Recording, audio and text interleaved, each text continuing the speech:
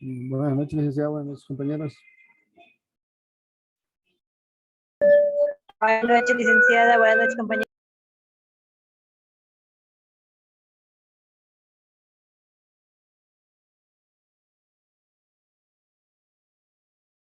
Buenas noches. Buenas noches, licenciada. Buenas noches, compañeros.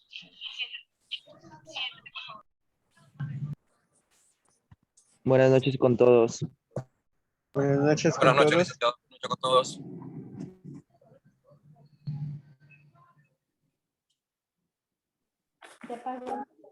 Buenas noches, licenciada. Buenas noches, compañeros. Con todos.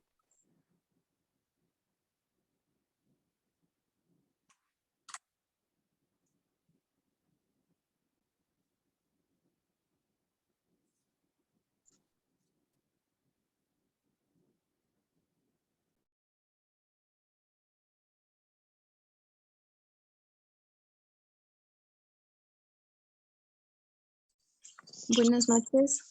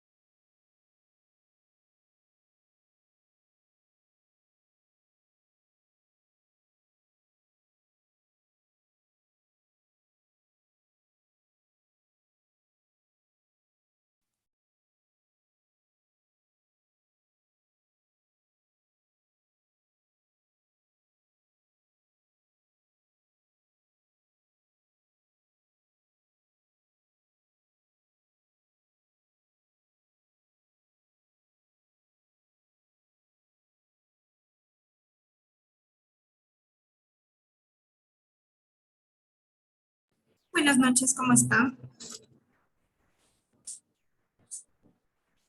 Buenas noches, licen. ¿Cómo está? Buenas noches.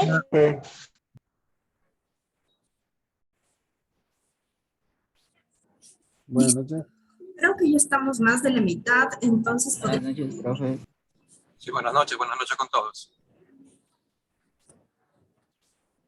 ok. Tal vez alguien tenga alguna pregunta que les había dicho, o si quieren lo dejamos igual para el final de la asignatura. Con respecto a la pregunta que me hicieron el día de ayer, que tiene que ver con sus exámenes y con el material, ¿se acuerdan que hice la consulta a la persona del instituto? Me indicó que si es que ustedes tienen alguna pregunta, le puedan escribir por correo electrónico a la persona encargada del instituto para que ellos puedan revisar las preguntas y puedan ver que estén de acuerdo al material que se les está dando. Entonces, lo que yo les recomendaría es que envíen por correo electrónico indicando en las asignaturas que ustedes han tenido estos problemas para que hagan una revisión del material que les están poniendo en la plataforma y los exámenes. ¿Sí? Eso fue lo que me indica. Bueno, vamos a tener hoy ya la última clase con respecto a geografía turística. La clase de hoy es bastante extensa, entonces sí les voy a pedir, no sé si alcancemos a verla todo, le voy a pasar igual rápido lo más importante, digamos así, pero sí les voy a pedir, hay una lectura que pienso que es importante que la lean, y algunas cosas que son bastante extensas que más bien lo revisen mejor en sus casas, ya cuando tengan un poquito más de tiempo. Entonces vamos a iniciar con la clase.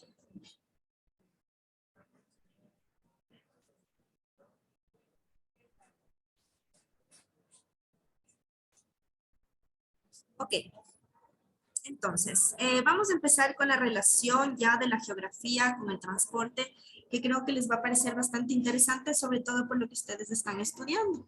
A la final, el tema de la distribución geográfica de todo lo que hemos visto, de cómo está la geografía caracterizada, de las clases, además de geografía, de toda la importancia de los asentamientos humanos y de las relaciones del ser humano con la geografía, creo que tiene estrecha relación además con el transporte. ¿Por qué? Porque primero el transporte es una actividad también del ser humano, es una actividad económica, es una actividad social y además es un eje fundamental para el desarrollo de la economía de los países, ¿no? Entonces vamos a ver.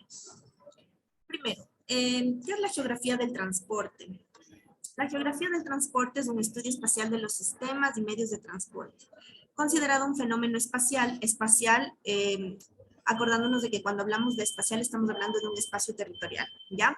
Nace de la necesidad de las personas de movilizarse de un sitio a otro a través del espacio, y también la geografía del transporte es una ciencia social que se desprende de la geografía humanística o de la geografía humana que ya habíamos estudiado.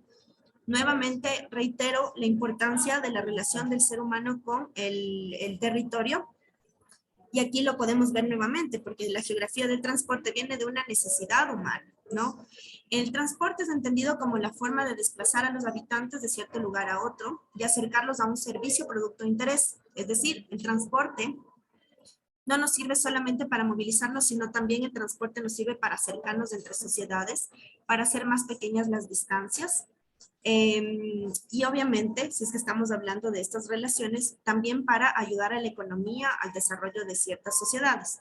Acuérdense, en la clase anterior estábamos también analizando los ejes de la planificación del territorio, y dentro de uno de los ejes estaba el eje humanístico, ¿no es cierto? El eje social también. Y decíamos que para que exista desarrollo, por ejemplo, en una ciudad, es importante considerar las necesidades y el cumplimiento o la satisfacción de estas necesidades básicas, y el transporte está dentro de las necesidades básicas que se tienen que satisfacer a los seres humanos. Difícilmente en una ciudad, aldea o pueblo, aquellas cosas que se necesiten estén en el mismo sitio donde se encuentra una determinada persona. Solo poniéndonos en contexto, acordémonos lo que veíamos del centro-periferia, donde en el centro estaban las necesidades más básicas y había más servicios, y mientras estábamos más lejos, había menos servicios. Entonces, lo que nos ayuda el transporte es acercarnos a estos servicios. Y es verdad, difícilmente podemos encontrar todo dentro de un mismo sitio. Necesitamos netamente de un transporte, y aquí podemos hablar de diferentes tipos de transporte que los vamos a ver a continuación. Dentro de la geografía de transporte, en la actualidad, hay dos formas de entender esta geografía del transporte.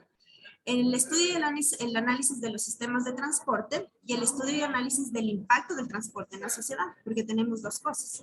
Primero, todo tipo de transporte, más bien dicho, todo tipo de actividad del ser humano tiene una implicación o tiene un impacto, ya sea positivo o negativo en la sociedad, un impacto positivo o negativo en el ambiente, en la cultura, y el transporte obviamente tiene tremendo impacto. Ya hablando, por ejemplo, de los impactos en el medio ambiente, muchas veces se ha catalogado que la empresa del transporte es una de las industrias que más contamina a nivel mundial. Solamente considerando, por ejemplo, el CO2 que emiten los aviones, ¿ya? Que si bien es cierto, estos nos ayudan también para conectarnos, ayudan a la industria del turismo, también es una industria que contamina bastante. Ahora, hablando de cosas positivas, el transporte también tiene un efecto positivo porque acerca a las comunidades, a las sociedades, hacen que todo sea más rápido, hace que las conexiones fluyan, hacen que los intercambios comerciales sean mejores, y esto ha ido evolucionando además con el tiempo. Pongámonos a pensar, hace muchos años, ¿Cuántas horas nos costaba ir de aquí a Loja? Ya, si ahorita nos cuesta 12, imagínense hace mucho tiempo cuando las carreteras no estaban bien hechas o cuando ni siquiera existían carreteras, cuando no se podían movilizar, y esto ha hecho que muchas sociedades, muchos poblados queden apartados también de las ciudades más importantes, y esto también crea un impacto, puede ser negativo o positivo. Hay impactos, ya el primero hace referencia a los medios de transporte como las rutas, los caminos, las distancias, la tipografía, la tecnología aplicada, la distribución en el espacio, el contexto socioeconómico y político, los costos de inversión. Y aquí en el Ecuador, además, es como muy conocido las inversiones que se hacen para la construcción de carreteras que antes no habían y que si bien, como les digo, nos pueden conectar, pero también pueden tener impactos negativos. ¿Qué pasa cuando se abren nuevas carreteras, por ejemplo, en la Amazonía? ¿Qué pasa con los impactos negativos en el ambiente? ¿Qué pasa con el impacto en estos terrenos que muchas veces son de comunidades o de grupos étnicos que son hasta cierto punto menos contactados, que no están insertados mucho en la sociedad, y que cuando se abren estos medios de comunicación y transporte, como las carreteras, hacen que existan impactos que a veces son irreversibles? El segundo aspecto se enfoca en los efectos del transporte sobre las sociedades, ¿no? Los expertos argumentan que la geografía del transporte puede explicar desde crisis económicas hasta cambios religiosos en las comunidades. La distribución social sobre el tiempo y el espacio es uno de los principales temas a tratar. Cuando una sociedad está más avanzada, se puede además ver cuando tienen unas mejores carreteras. Es un programa nuevo. Ya, no por eso, por ejemplo, si nosotros nos ponemos, es verdad, nosotros como país, y esto sí tendríamos que rescatar, es que tenemos muy buenas carreteras en comparación a otros países de Sudamérica. Eso hay que destacar. Sin embargo, no nos podemos comparar, por ejemplo, con carreteras de Estados Unidos. Ya estas carreteras que tienen un montón de carriles que hacen que todo sea más cerca. En nuestro país tampoco no es que se necesite mucho porque somos un país un poco más pequeño. Sin embargo, las carreteras que hoy por hoy tenemos, creo que sí han ayudado bastante al intercambio comercial. Un ejemplo, Manabí antes estaba hasta cierto punto relegado de muchas actividades comerciales, y ahora por las carreteras, bueno, en su momento se abrieron vínculos comerciales con la sierra y con el oriente, y eso ha ayudado un montón. Entonces, sí se puede, desde un análisis de las carreteras y del transporte y de la evolución del transporte, analizar como sociedades un poco más avanzadas o sociedades que realmente están recién en procesos de desarrollo. Aquí vamos a revisar algunos conceptos importantes, como el espacio geográfico, que al final ya lo hemos visto, que es la superficie o distancia que conecta dos puntos de interés. El movimiento, que es esta relación de desplazamiento que hay en el espacio geográfico, este movimiento que puede ser un desplazamiento de diferente manera en los diferentes medios de transporte. El transporte y el cambio espacial, es decir, el cambio del espacio, se enfoca en el estudio de las modificaciones surgidas gracias a la globalización del comercio y las telecomunicaciones. Las sociedades van evolucionando más, digamos, van creciendo un poco más, mientras hayan más carreteras, mientras hayan mejores vías de comunicación y transporte. Esto hace que las relaciones comerciales sean mejores, más rápidas, y los puntos de conexión sean más cortos.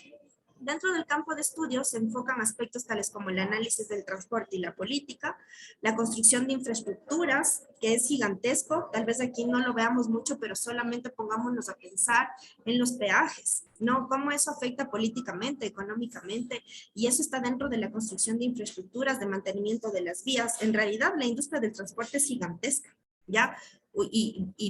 O sea, como por detrás de esa industria hay un montón de movimientos económicos que son realmente importantes. En la movilidad y el cambio social, en cambio, tenemos el transporte, la movilidad, los cambios sociales, que son entendidos como tres factores en conflicto a partir de la globalización. ¿Y por qué? Porque uno diría, bueno, o sea, si nosotros tenemos más carreteras, la gente empieza a comprarse, digamos, más vehículos. Y uno diría, bueno, está bien, pero ¿qué pasa cuando no está ni siquiera bien planificado y pasa lo que tenemos en Quito, por ejemplo? Un parque automotor súper grande, es decir, un montón de carros en calles que no son muy extensas, que no son muy grandes, que no son muy anchas, que no está tan bien planificado, y pasa lo de la foto, ¿no es cierto? Tenemos un campo automotriz súper grande que crea tráfico, y a la par tenemos como un servicio público, que es el bus que tenemos acá, y que muchas veces este servicio público no abastece las necesidades o tampoco no se da un buen servicio. Sin embargo, aunque tengamos estos efectos, digamos, hasta cierto punto negativo, sí, la gente mientras haya más vías y mientras haya más transporte puede movilizarse de una mejor manera. Si es que digamos, y poniendo un ejemplo de la movilidad y el cambio social, si yo tengo un empleo que, digamos, es en el Valle y yo vivo en Quito, y si antes de que hayan carreteras, como por ejemplo la autopista General Rumiñahui, yo me hacía 1 hora, y ahora por esta carretera me hago 20 minutos y ya puedo tomar un bus, y ya no tengo que tomar un taxi, eso me ahorra tiempo, me ahorra dinero, y eso es beneficioso para mí. Sin embargo, tendríamos que ver el otro aspecto. ¿Qué pasa con la gente, por ejemplo, que vivía ahí en ese lugar y que tuvieron que remover para la construcción de las carreteras? Ahí vienen estos impactos. Entonces, realmente es como analizar todos estos sistemas de movilización. Las tendencias de la geografía del transporte, podríamos analizar diferentes tipos de transporte y cómo han ido evolucionando con el tiempo. El transporte terrestre ha tenido una explosión e incremento exponencial. El incremento exponencial es como el incremento normal, ¿no? Que va como siempre más. Es un incremento exponencial de la demanda de automóviles, es decir, la gente quiere más automóviles propulsados con combustible fósil en los principales centros económicos mundiales como Europa, Asia y Estados Unidos. Por eso es que la industria automotriz es súper grande. Tenemos también el transporte marítimo, ya que realmente esto ha crecido también con el tiempo. Hay embarcaciones de gran porte, en lo referido al comercio internacional, con el fin de trasladar contenedores. Estos contenedores que a la final son los que nos pueden ayudar para las exportaciones y para las importaciones con países en donde solamente las vías de comunicación y transporte se han convertido prácticamente en los océanos. Ya para nosotros es súper importante por eso tener, por ejemplo, puertos. Si nosotros tenemos puertos marítimos, eso hace que nosotros como país estemos abiertos a recibir estas embarcaciones, a tener mercancía y también para poder exportarlo. Tal vez aquí no se vea mucho, pero por ejemplo los canales de comercialización de la India, de la China, son netamente políticos y estratégicos en toda Europa y Asia. Ya tienen canales distribuidos, por eso es que también existen las guerras, por eso es que también se pelean por algunos países y por estas vías de transporte, porque si es que se ganan una de estas vías de transporte, hablando de los océanos y del como el perfil costanero que tienen algunos países, eso hace que como país yo pueda tener preferencia ante otros, pueda ganar más dinero y pueda yo poner mis reglas, ¿ya? Nosotros tal vez no lo vemos mucho porque somos un país pequeño que no tenemos como esa potestad y también somos un país dependiente de muchas otras potencias más grandes. El transporte ferroviario, que aquí en realidad nosotros solamente teníamos transportes del Ecuador, el ferrocarril del Ecuador, que funcionó en su momento como una vía de comunicación, una vía de transporte y de comercialización. Después quedó ahí en stand-by y después cuando se hizo la recuperación de los ferrocarriles fue algo positivo. Sin embargo, como solamente le dejaron para algo turístico, eso se murió. Y estamos viendo lo que pasó, ¿no es cierto? Grandes inversiones para poder recuperar el ferrocarril, pero a la final no se estaba ganando lo que se esperaba y se tuvo que cerrar. En otros países el transporte ferroviario es súper importante porque para movilizarse grandes distancias, el tema del uso de los trenes es como el más eficaz, es más barato. En Europa, para conectarse de entre los países de la Unión Europea, lo más recomendable es el tren. En Rusia, por ejemplo. En Rusia, en un tren, tú te puedes viajar 33, 50 horas hasta en un tren, en un día, o sea, en una sola vía, y te quedas ahí los días que sean, y te movilizas de un lado al otro y es mucho más económico que irte en un avión. Se dice también que es menos contaminante. El transporte aéreo, que es como de los más importantes, la alta demanda forzó la desregularización casi total de esta industria, porque había mucha demanda, es decir, muchas personas queriendo viajar en aviones. Y aquí aparecen ya las aerolíneas de low cost, que son estas aerolíneas de bajo costo, como por ejemplo Spirit, como JetBlue, que si bien es cierto te bajan el costo, tienes un servicio mucho más bajo, no tienes ni siquiera acceso como a tener tu equipaje de bodega, solamente, ni siquiera equipaje de mano, sino solamente como tu maleta, tu mochila, tu cartera, ¿ya? Pero esto ayudó para que también las otras aerolíneas empiecen a bajar los costos. Ahora, ¿qué pasa? Es que cada aerolínea pone sus costos a nivel internacional, son los mismos, pero varían los precios por los impuestos que se paga en cada uno de los países. Por eso en nuestro país hasta cierto punto todavía sigue siendo un poco costoso viajar incluso internamente. No es lo mismo que irte a Europa, a veces encuentras pasajes de país, no sé, de Italia a España en $30. Ya, lo que aquí no pasa ni siquiera a veces para irnos a Guayaquil. Ahora que han salido estas nuevas aerolíneas de bajo costo, también aquí creo que ha ayudado y ahorita ya están como habiendo en 65, $70 de una vía y también ha ayudado, ¿no? Además han construido nuevos aeropuertos, aeropuertos gigantes que a veces funcionan. Los aeropuertos son como centros de distribución de personas, es decir, o centros de escala. La gente va a conectarse también en aeropuertos súper grandes y esos aeropuertos a veces hasta funcionan como ciudades, aeropuertos gigantescos que adentro del aeropuerto tienen sus propias vías de tren, tienen hoteles, tienen hasta como pequeños condominios para que la gente viva, porque son aeropuertos gigantescos como el de Houston, como el de Ámsterdam, el de Panamá, el de Bogotá, si estamos hablando aquí. Dentro de los puertos marítimos, estos puntos son claves para el comercio y la recreación, ¿no? Y lo que les decía, nosotros aquí en el Ecuador, por suerte, sí tenemos estos puntos, estos puertos que ayudan para que podamos tener un intercambio. Por eso es que también el dinero, ¿no? En las ciudades en donde existen puertos es más fluido, ¿ya? Manta, Guayaquil, que tienen puertos marítimos, no solo para la comercialización, sino también para el tema de turismo, son ciudades que tienen o que ingresa bastante dinero, ya son ciudades en donde hay dinero, porque obviamente tenemos los puertos y el intercambio de productos, el comercio es bastante extenso.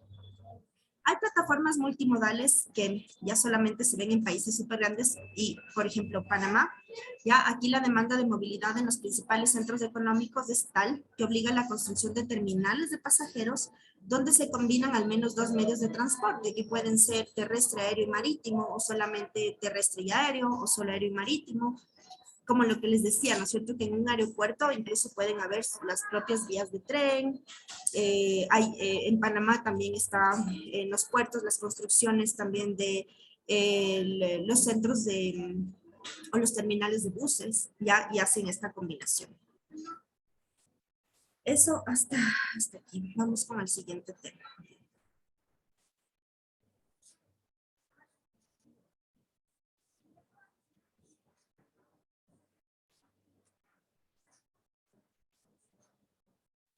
Ya, el siguiente tema solamente les voy a mostrar porque como les decía es una lectura que sí les voy a pedir que lo lean en sus hogares.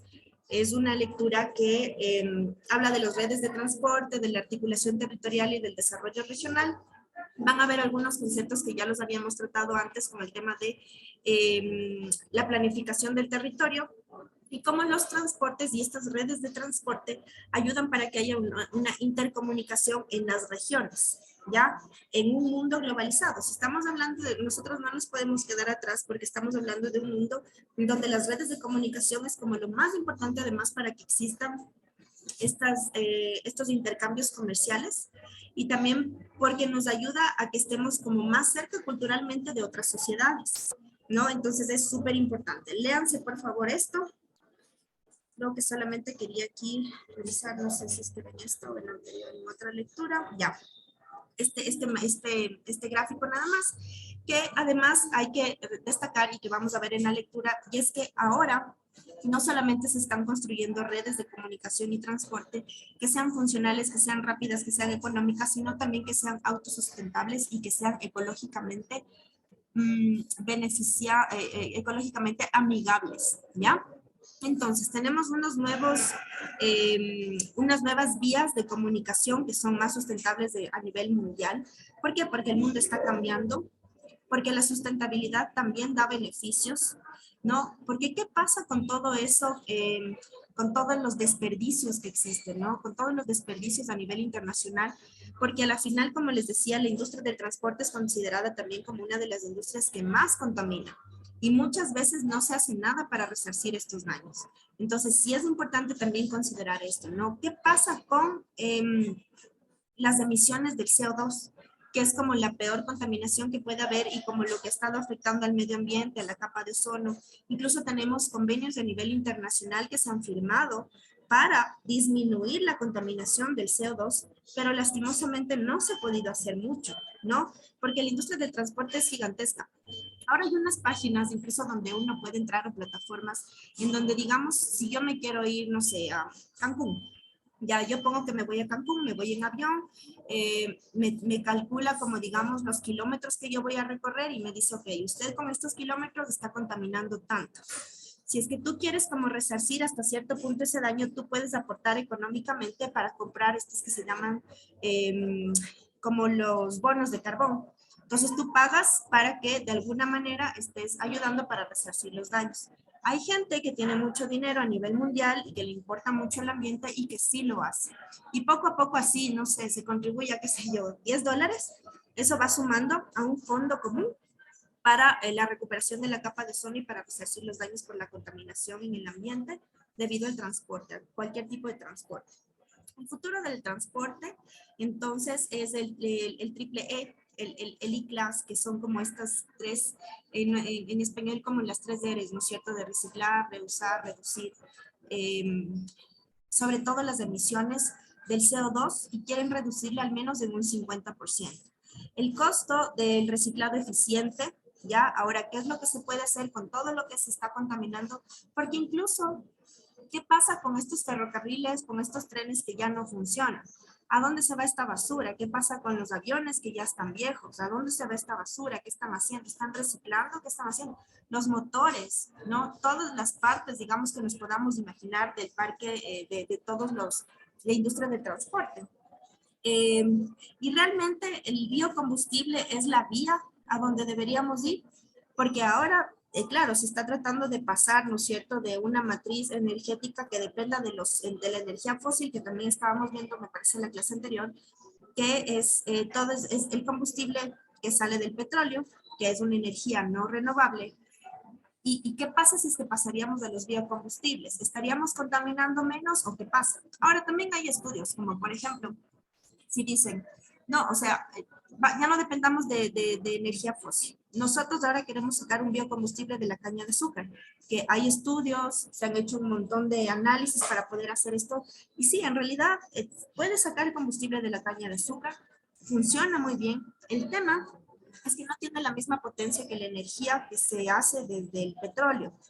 Y tendrías que talar un montón de hectáreas de caña de azúcar para tener muy poco porcentaje de energía.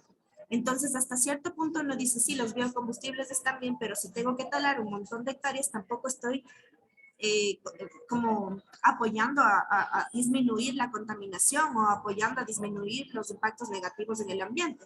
Tal vez no contamine con emisiones de CO2, pero estoy contaminando para la desertificación de los suelos y para la deforestación. Entonces también, como, por eso es que más bien es como una pregunta y léanse esta lectura que a la final nos da un poco las ideas. Vamos con la siguiente.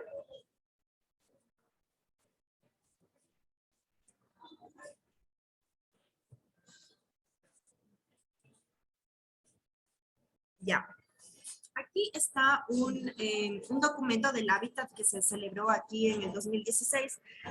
¿Por qué creo que es importante esto y por qué les pusieron una plataforma? Porque el hábitat para nosotros fue un punto de inflexión de analizar realmente qué estábamos haciendo como ciudad, sobre todo, ¿no? Hablando de la ciudad de Quito. Realmente somos una ciudad sustentable en donde nuestros medios de transporte son buenos. No solamente se arreglaron en ese momento, no sé si ustedes recuerdan, pero cuando fue esto del Hábitat 3 aquí en la ciudad de Quito, ese momento empezaron a pintar los pasos cebras, ese rato empezaron a adornar bien bonito la ciudad y de repente éramos una ciudad sustentable de un día al otro. Y después uno dice, ¿realmente somos sustentables? Somos una ciudad con un buen servicio de transporte público, somos una ciudad con una buena planificación de vías, una ciudad que tal vez aporta hasta cierto punto con esto del pico y placa para el tráfico, para la contaminación ambiental, etcétera. Pero ¿realmente lo estamos haciendo bien o solamente fue por el Hábitat 3? ¿Ya? Entonces hay algunos temas del Hábitat 3 que sí se toparon y dentro de ese fue el transporte y la movilidad, ¿no? Pero les digo, habían otros puntos. Entonces le hacen también esto de aquí que es importante. Aquí solamente quiero analizar algunas cifras y datos claves que es importante, ¿no? El transporte en el 2010 fue responsable de aproximadamente el 23% del total de las emisiones de CO2, estas emisiones de carbono que se emiten por los gases, ¿no? Los gases de efecto invernadero. Relacionadas con energía, emisiones de gases de efecto invernadero procedentes del sector del transporte se han más que duplicado desde 1970, ha aumentado a un ritmo más rápido que cualquier otro uso final de la energía. Entonces, es increíble cómo el transporte también contamina. Por eso es que también creo que en los últimos años se ha potenciado mucho el uso de, por ejemplo, la bicicleta, de caminar un poco más. Pero creo que esto también hay que ponerse a pensar porque en otros países, en otras ciudades, tal vez esto puede ser más factible porque no hay tantas cuestas como aquí. O sea, si tú te vas no sé, a Estados Unidos, casi la mayoría es plano.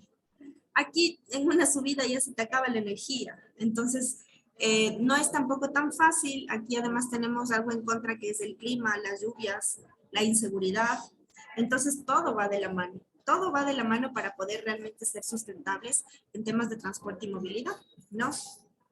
La contaminación del aire exterior, que es causada por parte del transporte, se estima que causa 3.7 millones de muertes prematuras en todo el mundo hasta el año 2012. Predominante, el 88% de estas muertes fueron en bajos y medianos ingresos países, porque lastimosamente nosotros no estamos tampoco tan preparados para esto, ¿no?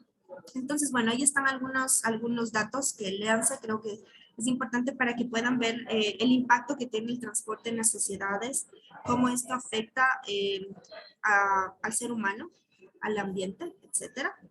¿Ya? El consumo relacionado con el transporte, miren cómo tenemos, ¿no es cierto? El consumo es gigantesco para algunos países, como las ciudades norteamericanas, como Houston.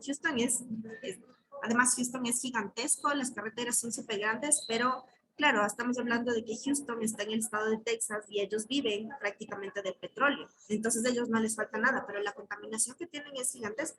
Houston, por ejemplo, San Antonio en Texas son ciudades en donde casi no funciona muy bien el servicio público. Y entonces, si es que prácticamente tú no tienes un carro privado, ya no te puedes movilizar a ningún lado. No es lo mismo como en otros países y por eso yo creo que Nueva York está aquí, que aunque hemos escuchado que Nueva York es una ciudad que está muy contaminada por el transporte, al tener un metro, ya, el famoso metro de Nueva York ayuda, porque además es súper caro encontrar un parqueadero, por decirles una hora para dejar parqueado en Nueva York cuesta $20, y si te compras la tarjeta del metro te cuesta $3.50 cada pasada, pero igual sigue siendo más barato, pero con $3.50 te puedes recorrer toda la ciudad.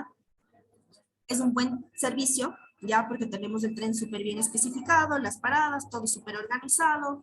Y entonces a la final es como, si yo tengo un buen servicio público, sí estaría aportando para que el parque automotriz ya disminuya y a la vez disminuyan estos impactos negativos en el ambiente y en las sociedades.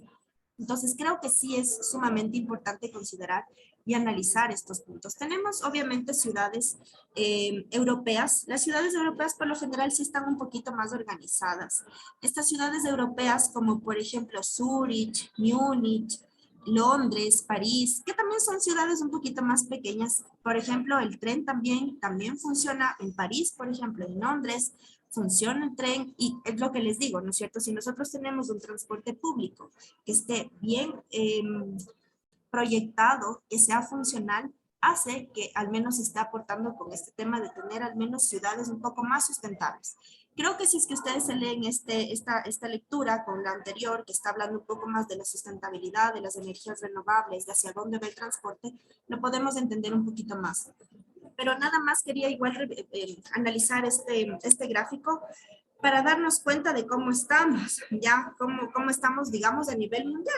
Nosotros no aparecemos aquí porque, aunque tengamos contaminación, aunque no tengamos un buen servicio público en su totalidad, somos un país todavía bastante pequeño. Y algo que puede ayudar bastante es que nosotros tenemos cortas distancias. O sea, si nosotros de aquí nos vamos a Loja y pensamos que 12 horas es mucho, vámonos a Rusia. Yo viví en Rusia un tiempo. Y para irme de donde yo vivía, por ejemplo, a un poblado en donde se hacían como los Juegos Olímpicos de invierno, que se llama Sochi, 33 horas en tren, ¿ya? Entonces aquí 12 horas de la final no es mucho, pero esas 33 horas las podía recorrer en un tren que me daba todos los servicios en temas de seguridad, no solamente por el tema de asaltos, de ladrones y eso, sino seguridad como transporte, porque sabía que yo me subí ahí y no es que se iba a chocar, no es que, ya. Entonces eso es importante analizar en temas de transporte. El transporte no solamente son las vías de transporte, sino también el transporte como tal. Creo que eso es lo más importante de aquí. Revisen por favor esta lectura que creo que les va a servir bastante. Van a ver algunas plataformas y proyectos que lo que les decía, ¿no es cierto? Si es que quieren pueden meterse a páginas web de aquí, que son estas iniciativas un poco más sustentables de transportes que están tratando de utilizar energías, por ejemplo, renovables, biocombustibles, este tema que les decía de poder pagar por los bonos de carbono porque yo estoy contaminando mucho cuando me movilizo de un lado al otro. Y a la final, y el artículo anterior nos hacen un poco analizar ¿hasta qué punto entonces yo puedo contribuir también para eso? Porque a veces es muy fácil hablar y muy fácil decir, pero es que el transporte público es malo. Ok, es malo, pero entonces, ¿qué estoy haciendo yo para contribuir? ¿Me compro 2 carros? ¿Estoy aportando o qué estoy haciendo? ¿Ya? Como personas. Ahora, obviamente, dentro de las políticas del Estado, también se deben hacer como proyectos que funcionen y que puedan aportar para satisfacer las necesidades de los clientes, que en este caso somos nosotros, pero también satisfacer las necesidades de las personas como los choferes profesionales, como los dueños de los transportes, que también necesitan trabajar, necesitan seguridad, necesitan vías en buen estado, necesitan políticas claras, necesitan además también, por ejemplo, mecanismos o estrategias para establecer precios justos, ¿ya? Todo eso es la industria del transporte. Listo, vamos con el siguiente.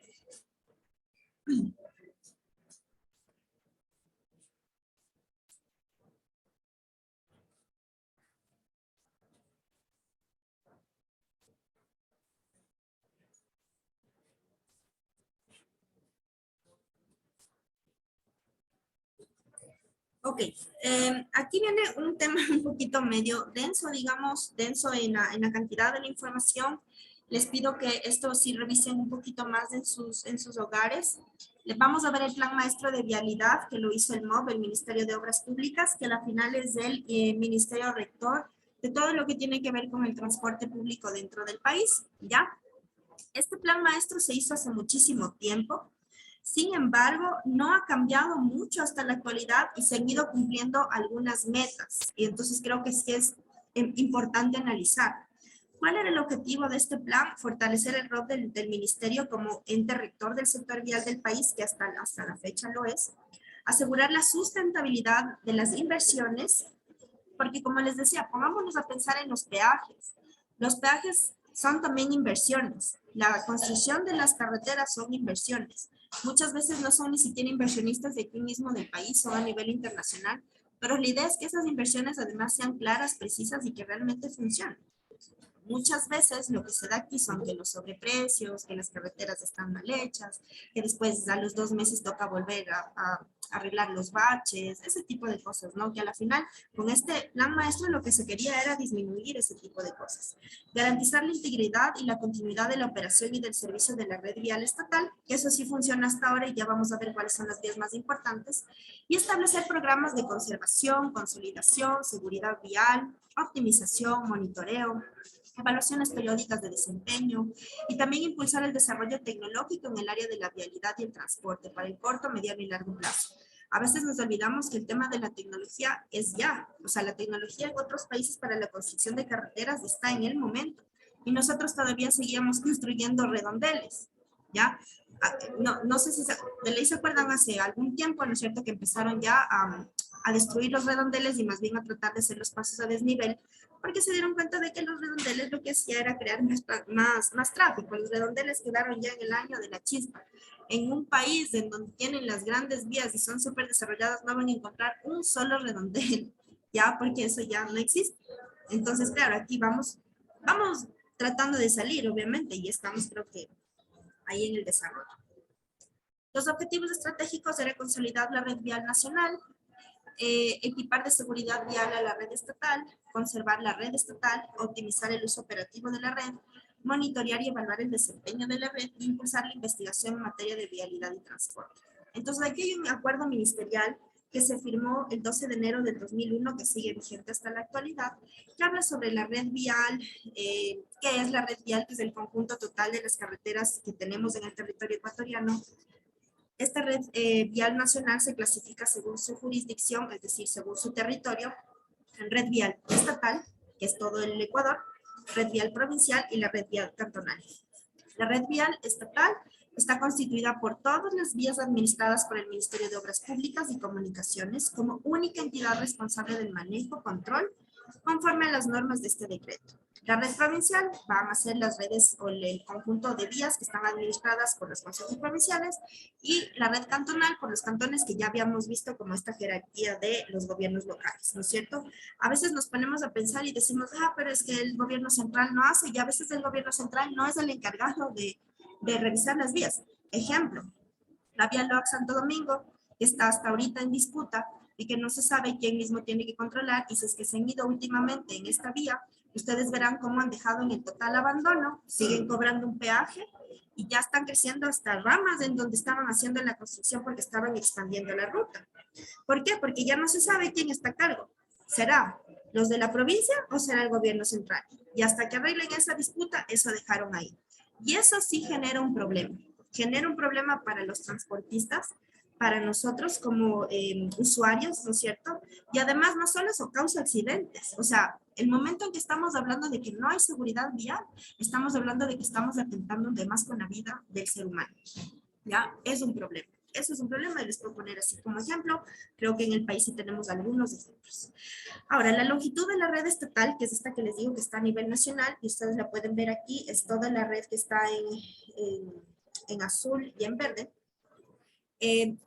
Tiene 8.672.10 kilómetros, es bastantísimo, ¿ya? El Ministerio de Obras Públicas, desde el máximo rector de esta red, tiene el deber de administrar la red estatal, define la política a la que deberán alinearse todos los actores, ¿ya? Es decir, si es que el gobierno central es el encargado de gestionar esta vía, los gobiernos provinciales y cantonales tienen que atenerse a lo que el gobierno central les diga, ¿ya?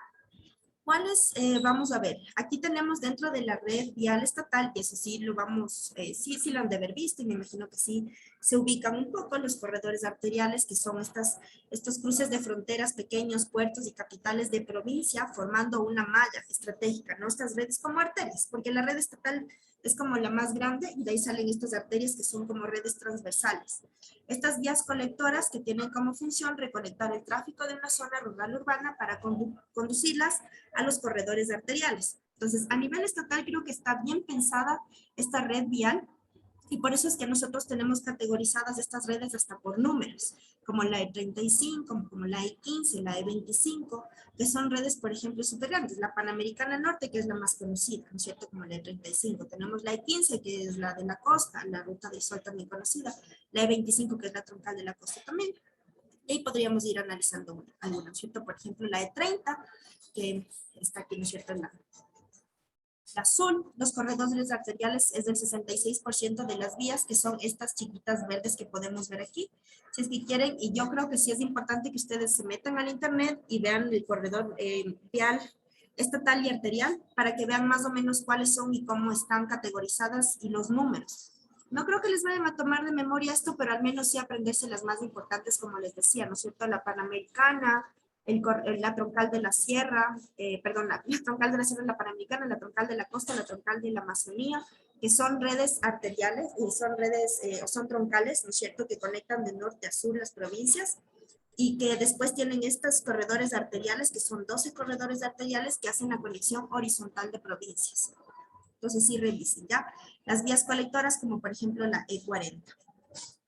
Dentro del plan de consolidación de la red vial nacional habían algunas acciones programadas ya en ese entonces, y vamos a ver, algunas ya se han hecho, como la transferencia del plan de caminos vecinales, a los consejos provinciales, que les digo, por eso es que también hay bastantes pugnas de poder en esa parte. Implementación física de la señalización de jurisdicción y jerarquía en toda la red estatal. El plan piloto se hizo en la vía del Pacífico. Esta vía del Pacífico es la que conecta a toda la costa ecuatoriana, y lo que se hizo es que si es que el gobierno central está a cargo de esta red vial estatal, no solamente es la organización como tal, como red, sino también la señalización, y que sí, yo creo que está bien señalizado, sobre todo lo que está a cargo del Ministerio de Obras Públicas, pero ahí viene el tema que a veces, no sé, te ponen kilómetro 13 y el municipio te pone kilómetro 15. Y uno dice, ¿y ahora qué será? Y a veces porque no se ponen de acuerdo entre el gobierno central y el gobierno provincial o el cantonal, y eso sí a veces causa dificultades. Yo trabajo bastante en el turismo y créanme que eso sí representa un problema y a veces uno no se da cuenta hasta que está en el punto. ¿Ya? Entonces, cuando estamos en el punto, lo que pasa es que se pueden perder. O sea, estamos hablando de que estamos nuevamente jugando con la seguridad del ser humano. Entonces, no solamente es la seguridad del transportista, sino también muchas veces, ¿qué pasa cuando una persona se pierde? Y a veces son personas que no hablan español. Uno no se da cuenta hasta que está en el punto. La elaboración de inventarios viales y planes de gestión para cada una de las redes provinciales, excepto Pichincha, porque ya tiene su plan en su momento. Hay algunos planes pilotos, pero ya se hicieron, ya no son pilotos y ya funcionaron, como el de Imbabura. Imbabura tiene una red vial, ustedes, si es que han ido hasta Imbabura, me imagino que sí, verán que funciona muy bien, tiene una muy buena señalética. La expansión también de los carriles, que ayuda mucho para el transporte, para la comunicación, para el turismo, para el comercio, Cotopaxi, Los Ríos, Tungurahua. Tungurahua, no sé si han visto, tiene incluso unos caminos vecinales o estos conectores arteriales que son súper buenos, que te ayudan a conectarte directamente con la Amazonía, ¿no? Entonces también estos caminitos que a veces son pequeños, pero yo creo que los gobiernos provinciales y cantonales lo han sabido gestionar muy bien desde su jurisdicción y han ayudado para que exista una mejor comunicación. Y nuevamente vamos al tema de que mayor comunicación, mayor comercio y mayor desarrollo de las poblaciones que antes estaban olvidadas. Por ponerles un ejemplo, cuando yo así igual trabajo en territorios rurales, a mí me daba mucha pena, y tal vez igual han de haber escuchado, que niños tenían que a veces caminar 3 horas para irse a una escuela. 3 horas, yo decía, 3 horas de ida, 3 horas de regreso. Por eso es a veces muy lógico que en los poblados rurales la gente no envíe a sus niños a estudiar, porque dicen 6 horas se demora solamente entre ir y venir. Para eso me ayuda en el campo y yo con eso saco dinero. Entonces empiezan a hacer estas redes que son un poquito más cortas, pero que ayudan incluso para el acceso a la educación, el acceso a la salud. ¿Qué pasa cuando no tienes el acceso directo? Nosotros aquí estamos a la vuelta de la esquina de un hospital, de un subcentro de salud. Poblados rurales en donde si es que te tocó demorarte 2 horas en caballo o caminando a un subcentro de salud, te puedes morir. Entonces, nuevamente voy al tema del impacto que a veces no nos damos cuenta que tienen estas redes viales. El plan de seguridad vial de la red estatal también era el tema de la señalización, de los límites de velocidades. ¿Se acuerdan que empezaron a poner un montón de radares también, ¿no es cierto? Los radares, que un poco para, dentro de esto también estuvo poner como los límites de velocidad en diferentes áreas, ¿no es cierto? Si es que estamos hablando dentro del territorio urbano, si es que estamos hablando de las vías más bien que son externas, que conectan provincias, que son estas, las panamericanas, los corredores, los troncales, etc. Fue al menos, y miren la inversión, ¿no? 44.6 millones, son además de inversiones súper grandes. Y uno dice, wow, ¿no? O sea, como también se gasta aquí, pero a la final se supone que estas inversiones tienen que ayudar para tener una mejor red vial y para que tengamos un mejor transporte, mejor comercio, etc. El plan de conservación de la red estatal, en cambio, son estas acciones que se han hecho para repavimentar, para estar siempre tratando, sobre todo, además de que no hayan derrumbes, lo que muchas veces no ha pasado aquí. Uno de los impactos que nosotros tenemos, y en la siguiente, no voy a alcanzar para las siguientes diapositivas, pero eso es nada más como los impactos que se pueden tener en la construcción de las vías. Y para nosotros el tema de los deslaves, el tema de los derrumbes, el tema de las lluvias y además de la topografía. A veces hay como fallas geológicas, fallas de la tierra, que por más de que vayan a repavimentar una y otra vez, eso en 2 meses otra vez está destruido. Y a veces no es porque como han hecho mal, a veces uno dice, todo hacen mal, no. A veces son fallas geográficas que eso ya no se puede hacer. Y porque nosotros también vivimos en un territorio de esa índole. No podemos tampoco esperar tener esas carreteras rectas, planas, porque no es así. Nosotros tenemos, y ya hemos visto la parte de la geografía, ¿no es cierto? Cómo la cordillera prácticamente nos atraviesa, el ecosistema cómo influye, el índice de las lluvias, incluso la humedad, cómo después la vegetación crece solita y el mantenimiento de las vías cuesta, para que estén así bien bonitas y para que no crezca la maleza, para que la gente, o sea, los carros pasen y después de eso no se dañen por el calor, por ejemplo. Hay un montón de cosas, ¿no? Que también se han reparado. Bueno, ahí está el tema de puentes. Miren, aquí es mucho más. Yo les digo, el tema de mantener las vías es increíble. 707.7 millones de dólares solamente para mantener las vías. Es un montón. Hay un plan de optimización operativa de la red estatal para dar continuidad a la red estatal, para poder como buscar más intervenciones periódicas, para reducir los altos índices de accidentes, reducir los niveles de congestión vehicular, reducir los costos operativos de los usuarios y los conflictos en las zonas urbanas que se dan muchas veces por el tráfico. Y se trató de hacer, pero eso no existe, como una ruta internacional de comercio. Todavía no se ha logrado, pero pues se tenía como proyecto, ¿no? Entonces, claro, aquí vemos como una ciudad, ¿no es cierto? Uno lo vería así como realmente caótica. Tendríamos que ver hacia dónde nos está conectando. Y suele pasar, o sea.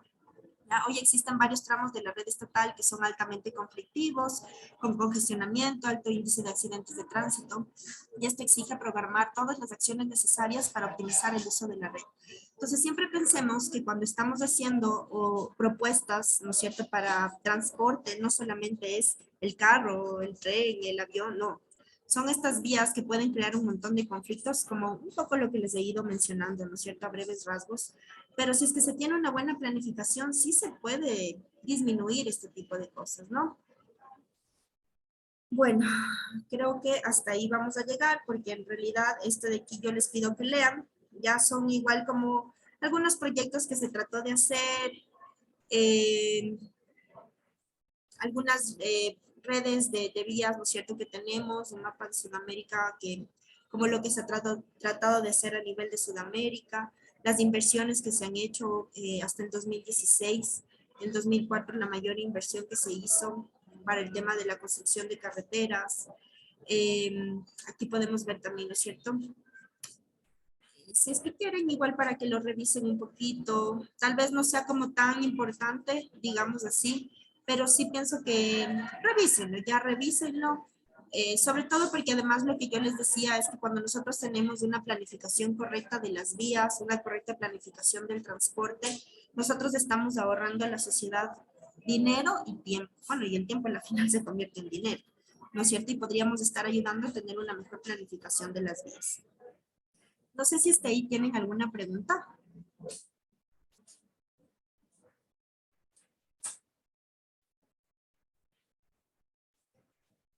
¿No? Espérenme un ratito.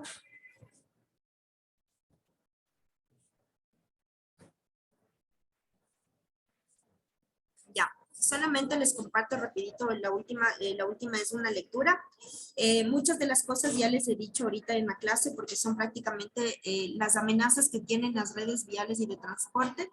El análisis del riesgo por incidentes en el transporte de mercancías peligrosas, ¿ya? Este es un estudio de caso. Ahora hay un montón de casos y de riesgos, como les decía, no solamente mercancías peligrosas. ¿Qué pasa cuando estamos en unas vías que son altamente conflictivas de robos? Cuando estamos hablando de vías en donde muchas veces la gente no te deja pasar, en donde si se te poncha una llanta es tan oscuro que te da mucho miedo, en donde si se te poncha una llanta más allá no hay ni una gasolinera para pedir ayuda. Todo ese tipo de cosas influye cuando se hace planificación de transporte. Le hacen también esta última parte. ¿Ya? ¿Alguna pregunta?